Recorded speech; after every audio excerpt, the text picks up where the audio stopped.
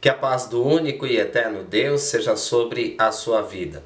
O tema de hoje é um pedido de muitos inscritos a respeito de como identificar falsos profetas, como julgar as falsas profecias. Isso é possível? Sim, é possível. E já quero avisar que aqueles que colocarem no comentário expressões assim: ah, só Deus sabe quem está certo, quem está errado. Ou ainda, nós não podemos julgar, quem julga é Deus. Olha, deixa eu te falar uma coisa: se você colocar isso no comentário, provavelmente você não entendeu a proposta do vídeo. Existe sim algumas regras que a Bíblia nos ensina, a palavra de Deus nos ensina, de como julgar sim certas profecias e também certos profetas. A intenção aqui do canal não é falar mal de ninguém, também não me pergunte sobre profeta A ou B do YouTube, provavelmente eu não vou responder. Na verdade, eu nem acompanho muito. Antes de começarmos o estudo, deixa eu só te lembrar que aqui é um canal de teologia. O assunto principal é escatologia. Os últimos vídeos eu falei sobre o anticristo, em algumas perspectivas, como no livro de Daniel. E olha, esse assunto vai continuar o ano todo e por muito tempo. Assim como o tema de hoje, profecias, profecias modernas, enfim.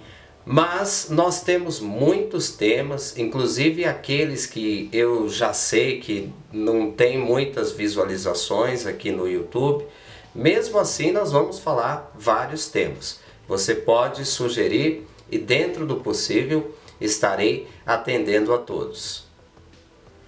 No vídeo de hoje eu não vou usar nenhum termo em hebraico, mas vamos por partes aqui. Eu vou falar a definição do profeta do Antigo Testamento e do Novo Testamento. Definição porque todo profeta do Antigo Testamento, ele normalmente começava a sua profecia dizendo assim: assim diz o Senhor. Já os profetas do Novo Testamento, da Nova Aliança, eles usavam o termo assim ou isto diz o Espírito Santo. Tem diferença? Na verdade, não. Mas aqui é para a gente entender que o ministério profético existia tanto no Antigo Testamento como no Novo Testamento. E existe até hoje, nos dias de hoje. Então, já para deixar bem claro para você, eu acredito que Deus ainda levanta profetas, acredito que tem profecias em pleno século 21, nessa era que nós estamos vivendo, tem profecias de Deus, sim, mas a gente tem que julgar, porque tem muita profecia que não tem nada a ver. Vamos aprender aqui. No vídeo de hoje eu vou falar do ministério profético do Antigo Testamento. Esse vídeo vai ser dividido em duas partes, talvez em três partes. Eu vou gravar a próxima parte, que é o Novo Testamento, possivelmente amanhã. Enfim, não vai demorar muito, para você não ficar muito tempo sem concluir esse ensinamento. Você que vai ver esse vídeo muito tempo depois, provavelmente no final desse vídeo vai ter o link aqui na tela, aqui em cima ou aqui embaixo, da continuação. Vamos começar esse estudo com uma pergunta: o que é o profeta? Profeta é alguém escolhido por Deus, o Deus Criador dos céus e da terra, o verdadeiro e soberano Deus, e ele escolhe o profeta para pregar a sua palavra. Nós vemos que no Antigo Testamento existiram níveis de profeta para cada momento. Tivemos profetas como Moisés, que ele era guiado por Deus de forma sobrenatural. Deus falou com ele no monte Sinai, mas também falou com ele no deserto, usando símbolos como uma coluna de nuvem durante o dia, uma coluna de fogo durante a noite. Tivemos profeta como Josué, que ele tinha muito mais autoridade do que revelação. Tivemos o profeta Elias, que ele tinha revelação e também tinha autoridade. Samuel, muita revelação e grande poder, grandes sinais. E por aí vai, são muitos tipos de profetas para determinadas épocas. Mas a gente vê algumas coisas bem comuns no ministério profético. O profeta, ele deveria ser um comunicador. Aí eu vou colocar os termos pregador, anunciador, divulgador, orador, enfim, ele tinha que ser muito bom na comunicação. O Moisés parecia que tinha um problema com isso. Muitos dizem que ele era gago ou ele tinha um problema de fala. Nós não sabemos ao certo, mas ele comunicava a vontade de Deus a Arão, e Arão, que tinha uma boa eloquência, uma boa comunicação, transmitia a todo Israel. Porém, a maioria dos profetas, eles proclamavam, eles pregavam ou ensinavam. Então, são características de um profeta. Quando você ouvir falar que tem um profeta aqui, um profeta lá ou acolá, a primeira coisa que você deve observar é se ele tem o dom para ser um comunicador, se ele prega. O profeta, ele deve pregar muito bem a palavra de Deus. Além disso, o profeta tem dons de revelação. Ele sabe, por meio de algo sobrenatural da parte de Deus, o que vai acontecer no futuro ou o que aconteceu no passado ou ainda o que está acontecendo. O profeta, ele tem esse chamado. E ainda o profeta, ele é usado por Deus em sinais miraculosos. Ou seja, é muito comum acontecer milagres no ministério profético. Milagres e também cura de enfermidades, de doenças. E nós vamos ver algumas dessas coisas pela Bíblia. No Antigo Testamento, os profetas eram chamados de videntes. Antigamente em Israel, indo alguém consultar a Deus, dizia: "Vinde, vamos ter com o vidente", porque ao profeta de hoje, antigamente, se chamava vidente.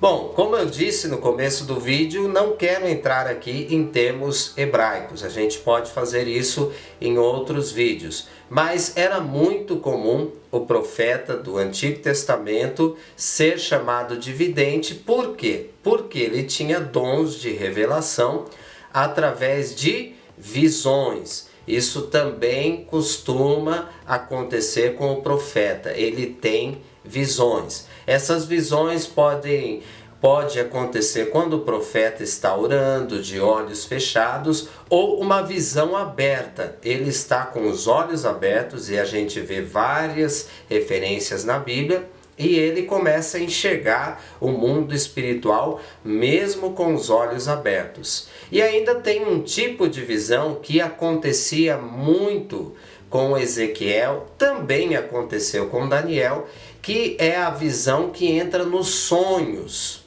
Ezequiel usava muito a expressão "as minhas visões da noite", ou seja, ele estava dormindo e ele teve um sonho espiritual. Portanto, o profeta costuma ter revelações através de sonhos e visões espirituais. No Antigo Testamento havia profetas mentirosos. Você vê que não é uma coisa de agora, existia já no começo da Bíblia. O ancião, o homem de respeito, é a cabeça. O profeta que ensina a mentira é a cauda. Olha aí, naquele tempo já existia profeta que ensinava mentira. Porque povo rebelde é este, filhos mentirosos, filhos que não querem ouvir a lei do Senhor. Eles dizem aos videntes: não tenhais visões, e aos profetas: não profetizeis para nós o que é reto. Dize-nos coisas aprazíveis, profetizai-nos ilusões. Isto é, o povo não queria ouvir certas verdades. Eles pediam para que os profetas profetizassem ilusões. Coisa espantosa e horrenda se anda fazendo na terra. Os profetas profetizam falsamente, e os sacerdotes dominam de mãos dadas com eles. E é o que deseja o meu povo. Porém, que fareis quando estas coisas chegarem ao seu fim? O próprio povo desejava que os profetas profetizavam falsamente. Os videntes se envergonharão e os adivinhadores se confundirão. Sim, todos eles cobrirão o seu bigode, porque não há resposta de Deus. Aqui o profeta Miqueias estava dizendo que no tempo dele, todos os profetas ali não estavam falando da parte de Deus. Percebam então que desde os tempos antigos o povo gostava de profetizar, e essa profecia não era da parte de Deus. Era da parte de quem então? Em sua grande maioria era da parte dos próprios profetas. É o que a gente chama hoje de profecia carnal. É o ego da pessoa que quer ser usado por Deus, que quer um status, uma posição de destaque. Isso acontecia já naquele período. Existe também a profecia que vem de demônios. Hoje eu não vou ler esse texto, mas houve uma ocasião que a Bíblia registra claramente que um profeta, um espírito mal entrou nele e ele saiu profetizando o oposto do profeta de Deus. O profeta Jeremias enfrentou uma batalha com um falso profeta chamado Hananias. E Hananias estava profetizando paz, estava profetizando bênção, num período que Deus mostrou que não haveria paz, que não haveria bênção. Olha só o que Jeremias declarou. O profeta que profetizar paz, só ao cumprir-se a sua palavra, será conhecido como profeta, de fato, enviado do Senhor. O texto aqui nos diz que o profeta que profetiza paz, que profetiza bênção, tem que primeiro cumprir essa palavra, aí sim ele vai ser considerado um profeta do Senhor. Que regra é essa? Era a regra do momento que Jeremias estava vivendo. Infelizmente, a teologia coloca Jeremias como o profeta chorão. Mas ele chorou, ele se lamentou porque ele vivia numa época que o povo estava distante de Deus, que o povo cometia pecado, transgressões. O que é uma transgressão? É um pecado quando você já nem tem mais peso na consciência. Você peca e não está nem aí. Isso é uma transgressão. E era o que estava acontecendo com o povo. E Deus estava mostrando a Jeremias que viriam maldições na terra devido ao pecado. Só um lembrete, essas maldições já foram previstas desde o começo da Bíblia. Deuteronômio capítulo 28, por exemplo, fala das bênçãos para quem obedecer a palavra, para quem estiver com Deus, e das maldições para quem rejeitar a Deus e a sua palavra e os seus mandamentos. Portanto, Jeremias estava percebendo o que Deus iria fazer com o povo. e os dons de revelação sobre Jeremias mostrava que essas maldições iriam chegar. Portanto, naquele período ele falou claramente, olha, o profeta que profetizar paz tem que cumprir primeiro essa profecia para a gente dizer que ele é um profeta de Deus. Essa regra valeu para aquela época que Jeremias estava passando. Depois de um certo tempo, o próprio Jeremias profetizou paz. Agora, essa regra vale para os dias de hoje? Depende muito. Isso num próximo vídeo nós vamos explicar as profecias do Novo Testamento e se der tempo a gente fala dos dias de hoje, como a gente entender isso. Jeremias capítulo 29 fala do cativeiro que Israel iria passar, no caso aqui Judá, mas eu vou colocar como Israel. A nação tinha se dividido, mas enfim, vamos falar Israel, povo de Deus, Judá. Jeremias profetizou que viria um tempo de cativeiro, e esse tempo ele falou que era de 70 anos. 70 anos, muitos entendem que significa uma geração. Pois é, Jeremias profetizou 70 anos e realmente aconteceu isso. Mas, se você ler o capítulo todo de Jeremias 29, vai perceber que após esses 70 anos de cativeiro, de exílio, viria a paz. O Senhor iria restaurar todas as coisas para o seu povo. Isso de fato aconteceu. Então, isso significa que aquela regra do profeta que tinha que profetizar a paz valeu para aquele período. Depois houve um tempo de restauração. É assim que funciona o ministério profético, é conforme os tempos. E qual é o tempo de hoje? O tempo que nós estamos vivendo? Você percebe semelhanças com o tempo antigo? Eu percebo. Diz aí nos comentários. Isaías já foi um profeta diferente de Jeremias. Isaías foi o profeta messiânico, o profeta que mais falou sobre Jesus. 700 anos antes de Jesus se manifestar como o Messias.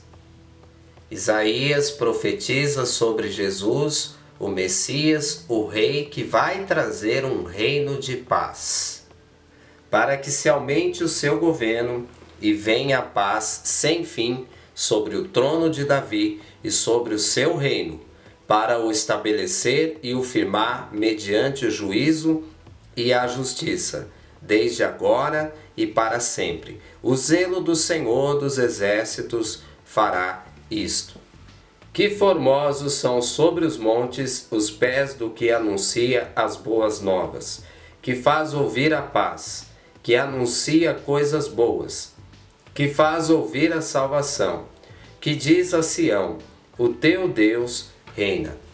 Isaías fala de Jesus e fala que Jesus iria pregar a paz e ensinar a paz. As profecias de Isaías falam tanto da primeira vez que Jesus veio, como da sua segunda vinda, quando ele trará o milênio. No milênio, ele vai reinar 1000 anos sobre a terra. E o que ele vai pregar? A paz. Ele vai ensinar o que é certo, ele vai ensinar o homem a cumprir os mandamentos de Deus de maneira correta. Então este é o foco principal do ministério do profeta Isaías. Diferente de Jeremias, Isaías falou mais de Jesus, do reino de paz, do reino que Jesus trouxe da primeira vez e até quando chegar o reino milenar. É importante que você entenda que não foi só Isaías que falou sobre Jesus. Todos os profetas do Antigo Testamento revelaram a Jesus. E além disso, cada um, no seu tempo, na sua área, foi usado de uma maneira especial. Jeremias não era um profeta de muitos sonhos e muitas visões. Na verdade, ele teve 2 visões para o início do seu ministério profético, mas depois ele tinha revelações pela sua compreensão bíblica. Daniel estudou as profecias de Jeremias e assim ele pôde entender, e Deus, é claro, lhe deu a revelação e ele pôde falar em cima das profecias de Jeremias. A famosa 70 semanas de Daniel, que já me pediram para fazer um vídeo aqui sobre esse assunto. É claro que eu vou fazer, quando possível. Então entenda, o profeta ele traz sim a revelação do Senhor. Mas a forma de cada profeta é diferente. Nós encontramos sim algumas maneiras, revelação como sonhos, como visões, mas pelo simples fato de entender a palavra, o profeta consegue ter uma revelação. E é claro, nós vemos nos profetas grandes sinais. Lembra de Daniel na cova dos leões? Que grande sinal foi este?